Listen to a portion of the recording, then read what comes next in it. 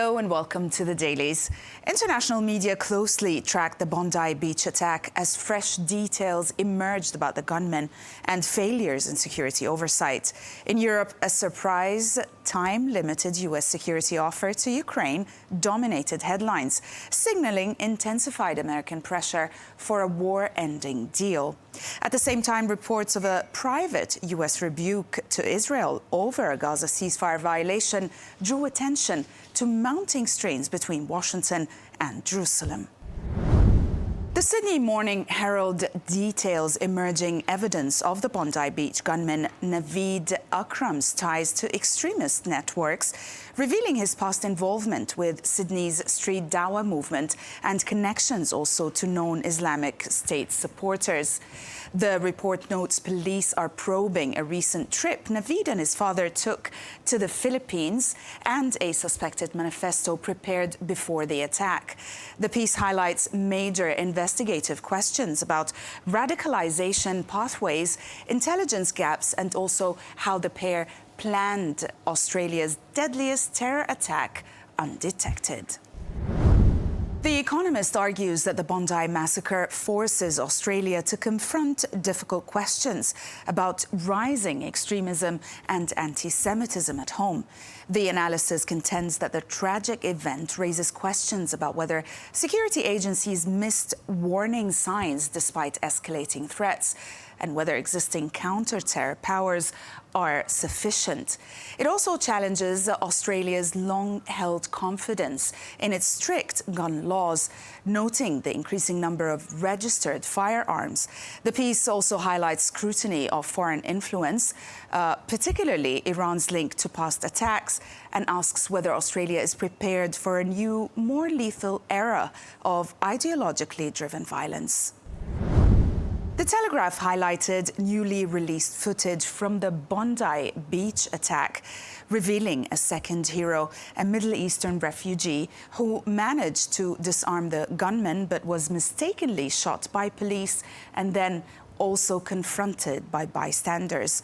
The report describes his actions alongside those of fellow hero Ahmed Al Ahmed as life-saving during the assault that left 15 dead and dozens injured. The piece also raises questions about the refugees' unresolved immigration status, underscoring tensions around public perception, heroism, and Australia's treatment of long-term temporary residents. As shockwaves of the Bondi Beach attack reverberate globally, a sharp diplomatic clash has unfolded between Australian Prime Minister Anthony Albanese and Israeli Prime Minister Benjamin Netanyahu. The Guardian explains how Netanyahu claimed Australia's recognition of Palestine contributed to rising anti-Semitism, a link Albanese firmly rejected, while urging national unity and support for Jewish Australians.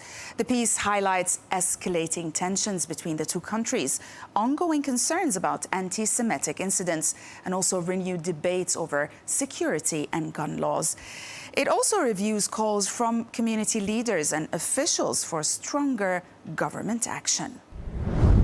And within this diplomatic fallout, voices in Israel are placing the Bondi Beach Hanukkah attack within a broader pattern of escalating anti-Semitism in Australia.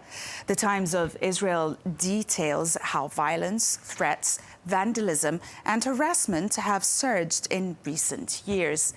The piece also shows how anti-Semitic incidents have entered mainstream spaces, from schools to workplaces, creating deep fear and vulnerability, according to the analysis. It also highlights Iranian-linked plots, government countermeasures, and criticism from Israeli officials who argue Australia failed to act decisively. In the U.S., coverage of the tragic deaths of filmmaker Rob Reiner and his wife continues, with a sharp focus on President Trump's controversial social media comments linking Reiner's criticism of him to the tragedy.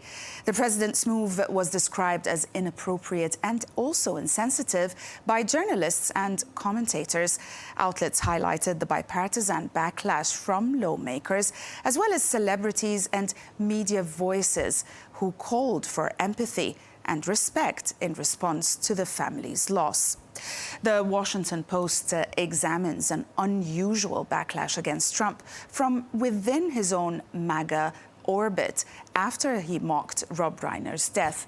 Now, the piece details influencers like Robbie Starbuck and Jenna Ellis denouncing his remarks as indecent, while Piers Morgan urged him to delete the post. It also explains that even Republicans such as Thomas Macy and Marjorie Taylor Greene criticized him, joining Democrats in bipartisan outrage.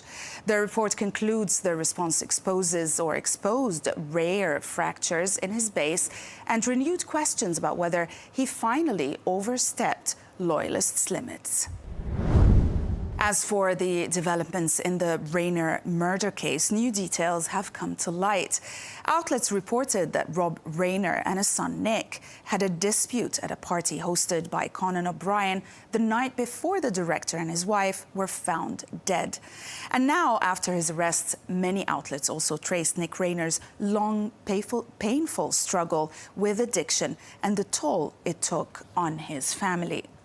The New York Times describes years of rehab attempts, homelessness and also relapses, as well as the family's efforts to help him. The piece describes persisting tensions despite moments of reconciliation and creative collaboration, revealing a household marked by love, desperation and unresolved turmoil. The Wall Street Journal reported that President Trump has filed a $10 billion lawsuit against the BBC, accusing the network of defamation and misleading editing in a documentary about his January 6th speech. The report explains that Trump's argument is that the BBC intentionally distorted his remarks before the 2024 election by omitting his call for peaceful march. It also highlights that the controversy led to leadership departures at the BBC, which acknowledged errors but denied defamation. The piece underscores the series of Trump lawsuits and settlements involving major media organizations that have preceded this case. In Europe, the high-level meetings in Berlin yesterday to discuss the end of the war in Ukraine was a major story. Though one of the major developments on that front came from America. Politico outlines a major U.S. offer to Ukraine, short-term NATO-style security guarantees aimed at pushing Kiev towards a peace deal with Russia. The report explains that Special Envoy Steve Witkoff and advisor Jared Kushner are leading intense negotiations in Berlin, signaling Washington's strongest commitment yet, but with a warning that the offer won't last. It also notes that European leaders welcomed the proposal, while discussions also touched on territorial compromises. Regarding peace in the Middle East, Axios revealed deepening tensions between the Trump administration and Prime Minister Benjamin Netanyahu after the White House privately reprimanded Israel for a strike that killed a senior Hamas commander. A move considered a violation of the Gaza ceasefire Trump brokered himself. The scoop highlights what U.S. officials say that Netanyahu acted without consultation and also that he is jeopardizing both the truce and Trump's regional diplomacy. The piece details U.S. frustration over Israeli actions in Gaza, Syria and the West Bank, arguing Netanyahu's behavior is isolating Israel internationally and hindering efforts to revive ties with Arab states. And we'll end on a lighter note from the Middle East as Arab and Jordanian media celebrated Jordan's semi-final win against Saudi Arabia in the UEFA Arab Cup 2025 as a historic milestone, praising the team's grit and unity. Coverage framed the upcoming final against Morocco as a defining moment for Jordanian football. Outlets also highlighted nationwide celebrations, emphasizing how Al-Nashama's success boosted national pride.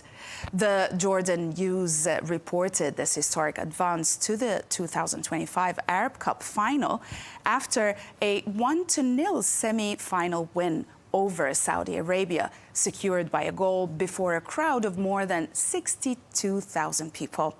The report highlights the strong royal presence at the match and the team's tribute to injured star Yazan and Aimat, whose jersey players raised before kickoff. Jordan will now face Morocco in the final as excitement builds around An-Nashama's performance and their chance to claim the regional title. That's it for today.